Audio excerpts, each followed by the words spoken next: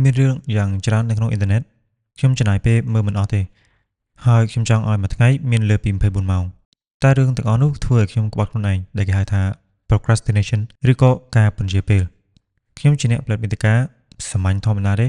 idea ក៏ច្រើនតែគ្រាន់តែសរសេរទុកមិនដែលឃើញតែធ្វើទេគឺរងចាំពេលវេលាដែលល្អទើបធ្វើវាជាការកុហកខ្លួនឯងនិងជាកំហុសដ៏ធំព្រោះខ្ញុំចំណាយពេលលើអ៊ីនធឺណិតច្រើនហួសកម្រិតធ្វើឲ្យខ្ញុំខ្លាច